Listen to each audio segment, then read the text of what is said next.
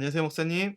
안녕하십니까. 네, 한 주가 또 이렇게 지났는데요. 오늘 또 저희들에게는 어떤 말씀을 주실지 주제를 말씀해 주시죠. 오늘은 그 에스더서의 마지막을 장식하면서 그 에스더서를 통해서 하나님께서 우리에게 말씀하시고자 하는 가장 큰 그림은 무엇인지 음, 한번 좀 한 걸음 더 들어가 봤으면 좋겠습니다. 또 어떤 말씀을 주실지 한번 들어가 보도록 하겠습니다. 나무에 달려 이렇게 적었습니다. 나무에 달려. 최근에 저도 이렇게 바빴었습니다. 왜냐하면 교회 리모델링도 하고 새로 교회 짓는 곳도 있는데 그곳은 이제 부지를 용도 변경하고 성교의 또 다른 교회는 오래된 학교 건물이 있는데 그걸 좀 무너뜨리는 게 있어가지고 그런 가운데 또 하나님께서 기적적으로 또 이렇게 하나님께 돌아오는 침례식들이 있었습니다. 이게 섬기는 교회 중 한 곳이 이제 스미더스 교회에서 이제 브래드 형제가 침례를 받았는데요. 이 형제도 사실은 장기식을 받으셨는데 실패가 됐어요. 거부 반응이 너무 강해가지고 약을 아무리 먹고 해도 이렇게 힘들으셔서 너무 그게 심해서 이분이 전혀 식사도 못 하시고 의욕도 없고 내부적으로도 이게 큰 저항이 발생해서 의사가 이제 생존을 걱정하는 브래드의 생존을 걱정하는 이 지경에 이르렀었습니다. 그래서 의사가 보기에는 이게 2주, 3주 한 달도 살 수 없을 수도 있다. 이런 진단까지 내리셨어요. 네, 근데 이분이 저희랑 함께 성경 공부를 하고 이름을 붓고 또 하나님께 치유를 기도를 드렸는데 그러고 나서 몸이 좋아지셨어요. 오, 그래서 하나님의 치유하심을 이분이 경험했군요. 경험하고 네. 네, 그리고 더 간절하게 하나님 찾고 그래서 교회에서 2박 3일간 이제 먹고 자면서 저랑 같이 성경 공부를 집중적으로 했습니다. 물론 이제 1년 반 정도 저희랑 같이 교제를 나누고 성경 공부를 했었는데 이번에 집중적으로 성경 공부를 하시고 이게 침례를 받으셨어요. 어떻게 보면 이 치료의 목적이 하나님을 믿게 하는 관계가 있는 것 같아요.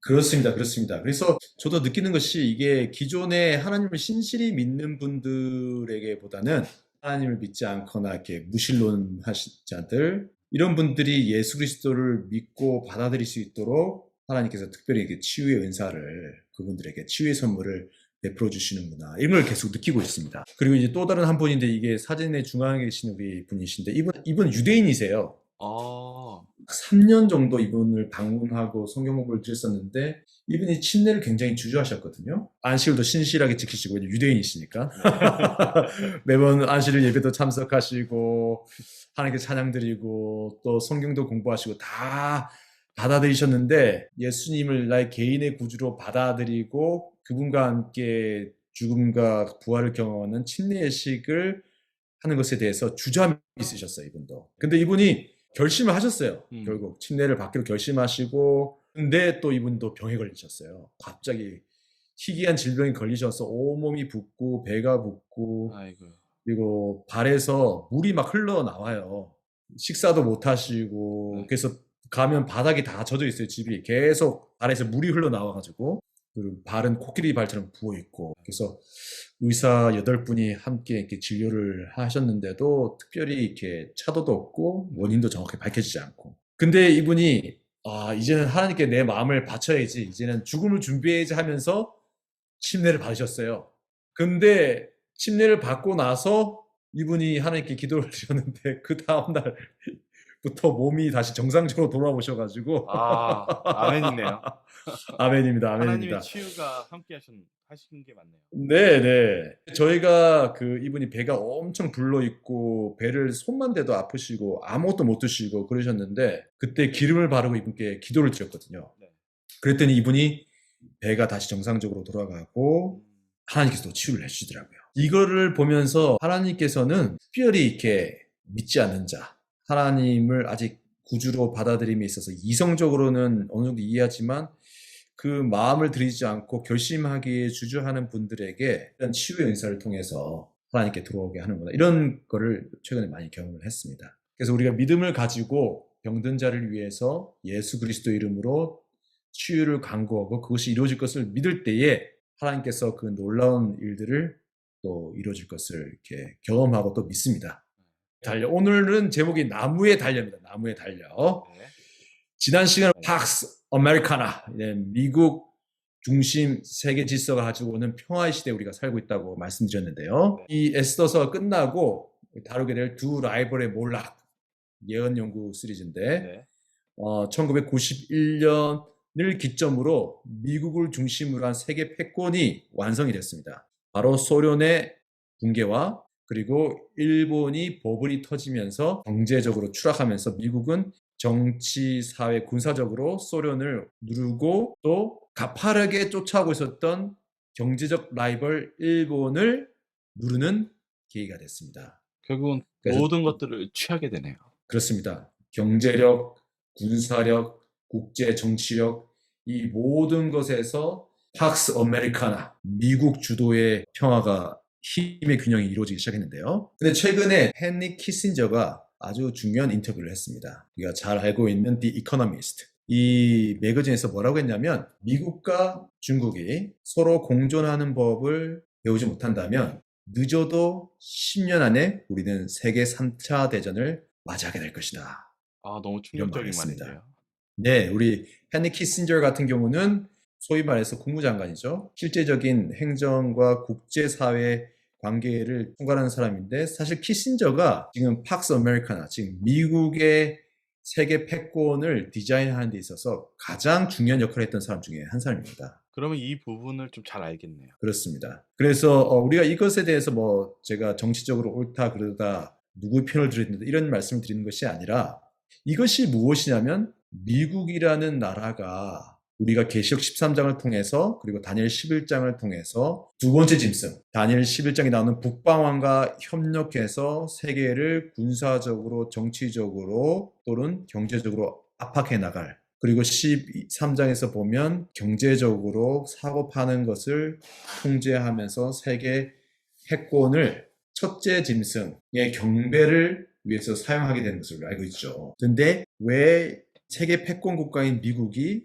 굳이 첫째 짐승에게 경배를 하게끔 할 수밖에 없었는가? 그것을 우리 지난 시간에 다뤘고 그것이 바로 빚이었습니다. 빚. 지금 이것이 이제 BBC 뉴스에서 최근에 나온 뉴스의 한 부분인데요. 보시면 미국의 국가 부채 증가 추이를 지금 보실 수가 있습니다. 특별히 오바마 행정부 때 8년 동안 10 트릴리언 US 달러의 빚이 생겼어요. 이 어느 정도의 양인지는 가늠이 안 되죠. 그래서 저도 뭐 이제 굳이 번역을 안 했습니다. 그래서 그거 뭐냐면 그 전까지 10 트릴리언 달러였는데 오바마 때 그게 갑자기 2배가 된 거예요. 너무 많이 썼는데요.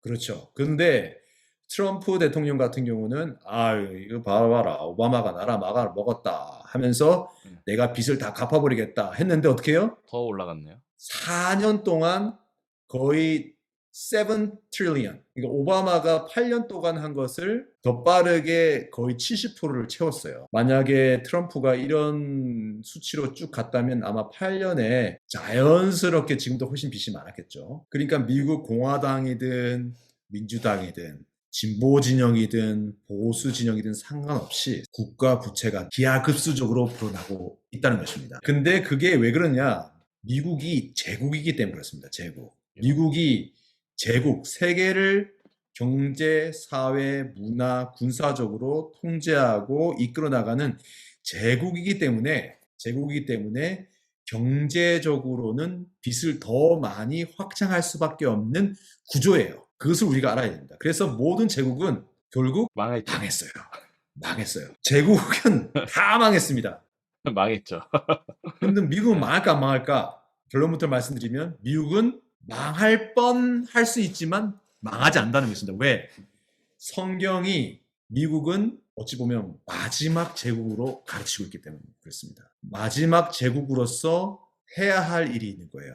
그것이 첫째 짐승과 둘째 짐승이 연합해서 세계를 통치하고 그 통치하는 것 가운데 하나님 나라와 지상 왕국의 현격한 대립이 거기서 발생하고 거기서 하나님의 백성과 하나님을 따르지 않는 백성 대쟁투의 정점이 형성이 되는 것입니다. 그래서 지금 중국이 미국을 도전하고 뭐 그렇게 하지만 그리고 많은 경제학자들이 미국이 결국 중국에 굴복할 것이다 뭐 이런 얘기를 하고 있지 않습니까? 하지만 저는 전문가가 아닙니다. 정치 전문가도 아니지만 성경의 예언을 볼 때에 결국은 미국 주도의 세계 군사, 경제, 그리고 사회, 정치, 질서가 계속해서 유지될 것입니다. 그렇지만 그 제국이 위기에 빠질 거예요. 지금 위기에 빠지고 있고 위기에 빠질 때 누가 등장한다고요? 한번 볼까요? 왕이 옳게 여기시거든 조서를 내려 저희를 진멸하소서. 하만이 아젠다, 숨겨둔 자기의 목적하는 바가 있었습니다. 특정한 그 백성, 우리와 법이 다른 일을 진멸하는 것입니다. 그런데 왕이 그걸 들 리가 없었죠. 그런데 뭐 때문에 흔들려요? 내가 은 1만 달란트를 왕의 일을 맡은 자의 손에 붙여 왕의 부고에 드리리이다. 은 1만 달란트, 260톤을 왕께 드리겠습니다. 돈이네요, 돈. 그렇죠. 이 쩐의 전쟁이죠. 미국이 지금 엄청난 부채에 시달리고 있는데 이 엄청난 부채, 세계적으로도 많은 선진국들이 지금 엄청난 부채에 시달리고 있거든요. 이 빚의 문제를 해결해 주는 것이 첫째 짐승과 둘째 짐승의 융합에 있어서 중요한 키, 열쇠 중에 하나.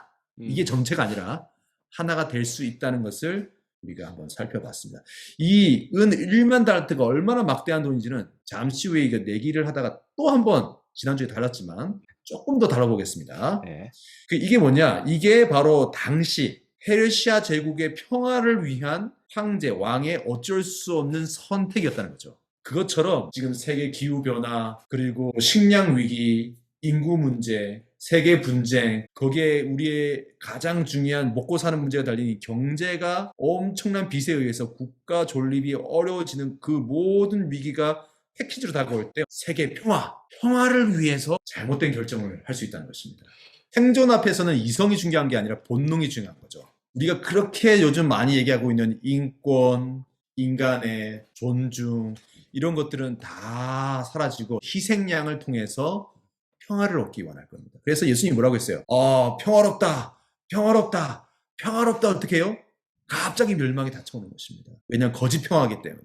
이 에스더서는 하다사이지만 이슈타르라는 이방인 신의 이름을 껴안고 살아간 에스더의 삶을 통해서 우리는 무엇을 발견할 수 있는가 한번 살펴보겠습니다. 그러나 유다 사람 모르드게가 대궐문에 앉은 것을 보는 동안에는 이 모든 일이 만족하지 아니하도다. 하만이 이제 이스라엘 백성을 다 진멸하기로 이제 했어요. 왕한테 반지 받았잖아요. 절대 반지 받았어요. 법령도 만들고 이제 공포되고 이제 끝났어요. 이제 이제 다 됐어. 한데도 어떡해요? 그런데도 여전히 목이 마르는 거예요.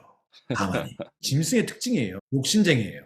짐승이 만족을 모릅니다. 만족을. 오늘 우리가 이 하만의 모습을 보면서 이 짐승의 특징을 살펴볼 텐데 우리가 반면교사를 삼아야 돼요. 짐승의 특징이 누구에게도 우리 삶 속에도요. 나에게도. 그러니까요. 내 속에 있다는 거예요. 내 속에. 다시 말씀드리지만 거짓 그리스도와 거짓 예수를 주의하라고 예수님께서 마태복음 24장에 말씀하셨거든요. 그 얘기는 무슨 얘기냐면 예수님과 비슷한 거예요. 선지자랑 비슷한 거예요. 그런데 뭐예요? 거짓말이에요. 거짓말. 짝퉁인 거죠. 내 속에 제가 남은 무리입니다. 남은 교회 성도입니다. 제가 신실한 크리스찬입니다. 하지만 어떻게 해요? 내 안에 짐승의 속성이 너무 강력하게 드러나요. 제가 그 대상이 될 수 있다는 겁니다. 제가 거짓 선지자가 될 수 있어요. 목사지 않습니까 지금?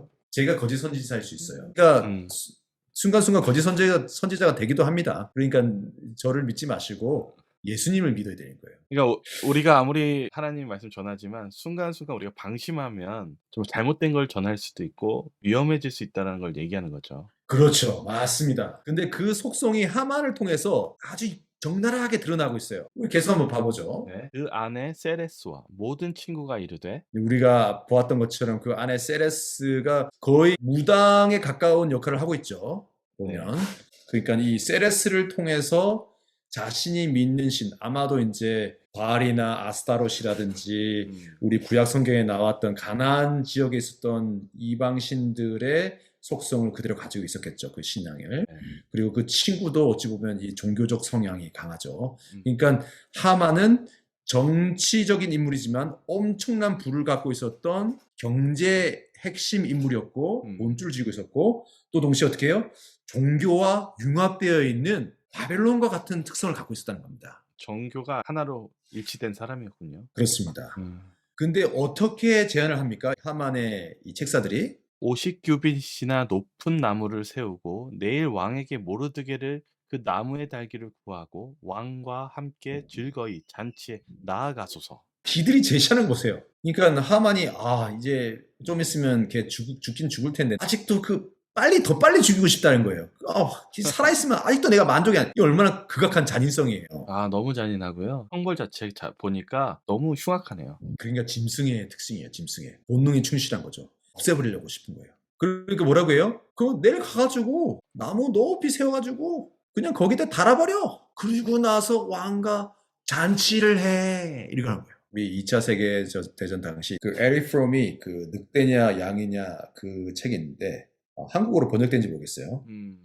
거기서 보면 나치 독일에 있었던 그 사람들이 유대인 포로 수용소에서 유대인들 가스실에 딱 넣어놓고 자신들은 이렇게 사무실에 와서 베토벤과 모차르트 음악을 들으면서 이렇게 성경을 펴고 말씀을 읽으면서 차를 쫙 마셨다는 거예요. 이율배반적이네요. 이제 그게 거짓 선지자와 거짓 그리스도의 속은 인간의 모습인 거예요. 짐승화되어가는 인간의 모습인 거죠. 계속 볼까요?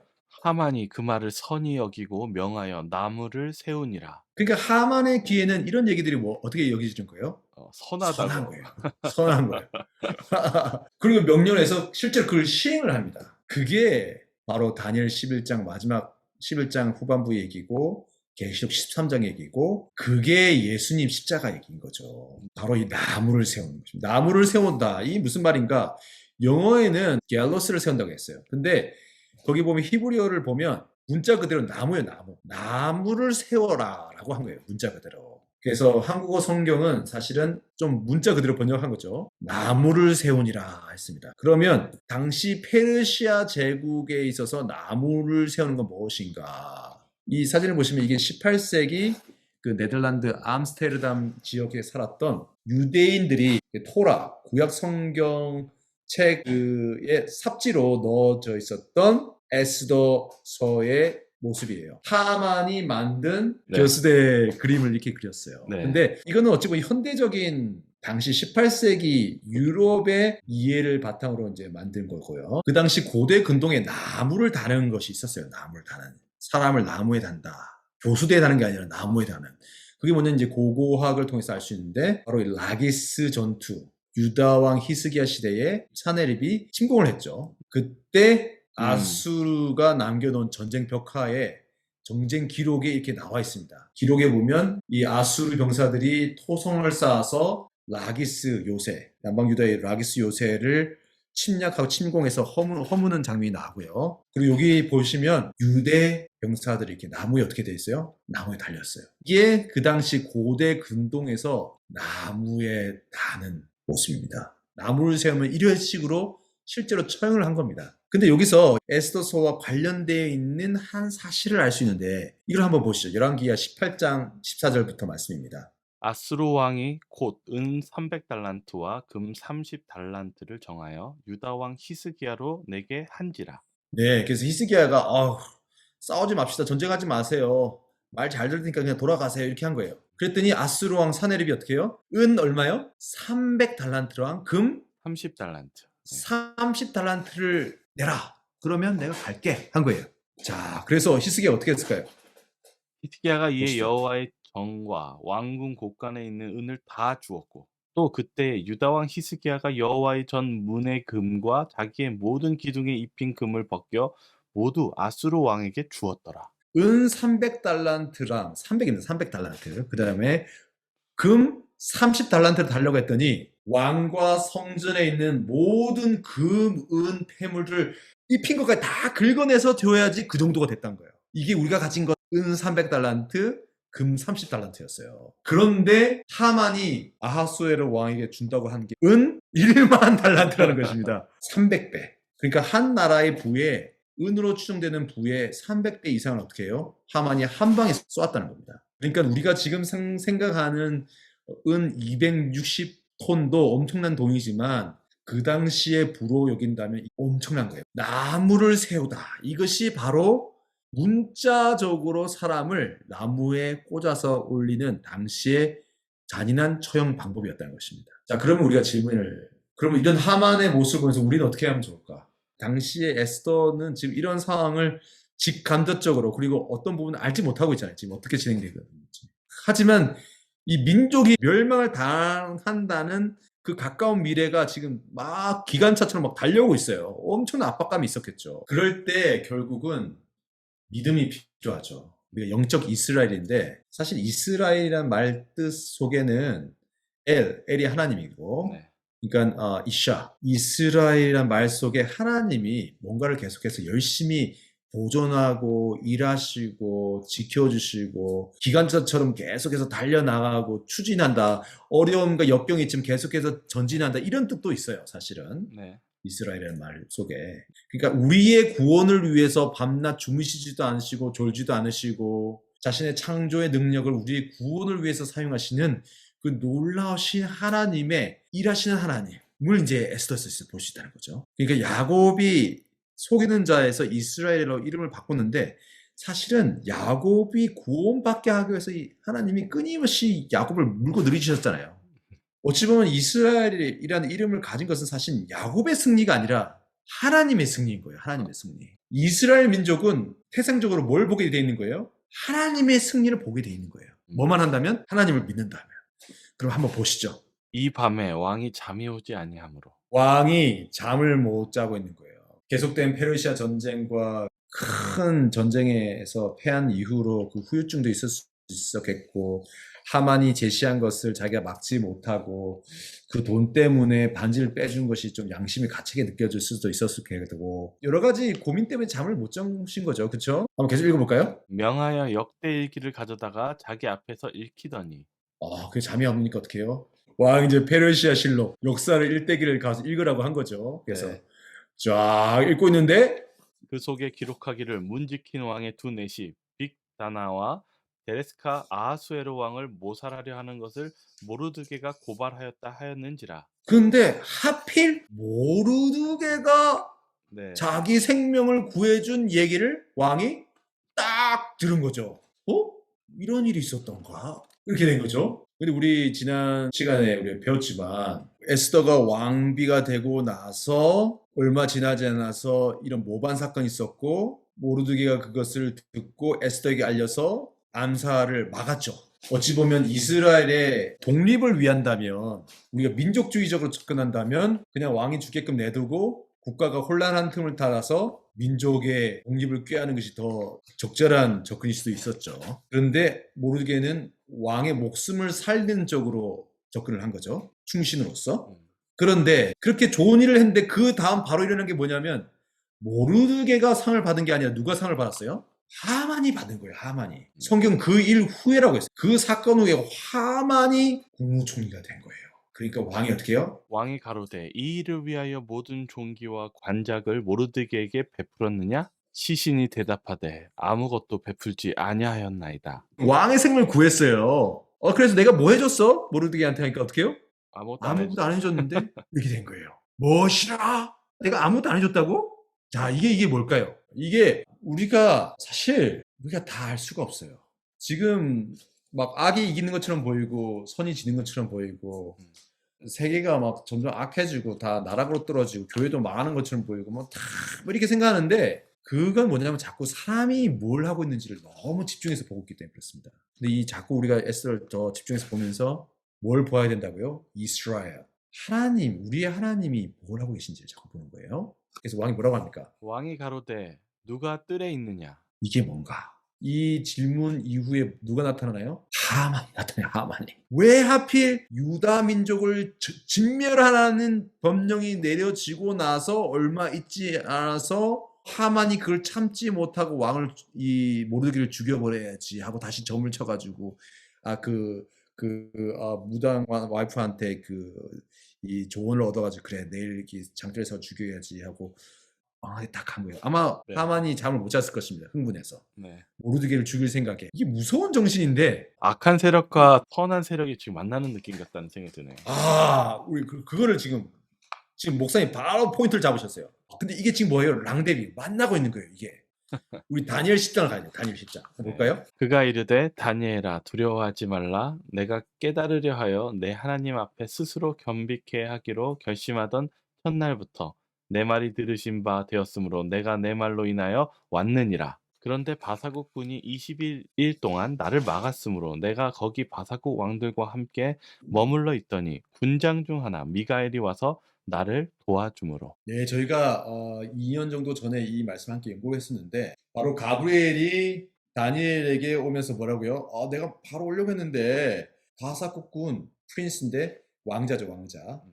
그러니까 메데 페르시아 왕자가 21일 동안 나를 막았다 이렇게 했어요. 근데 이게 우리가 그때 배울 때 이게 인간 페르시아 왕자 또는 장군이 아니라 바로 사탄, 다른 영이라는 것입니다. 네. 그래서 이 왕의 다니엘이 사실 뭐 하고 있었어요? 왕의 마음을 하나님 왕의 마음을 돌려서 어떻게 해요? 이스라엘 백성이 다시 예루살렘 돌아가서 성전과 성을 재건하게 해 주십시오.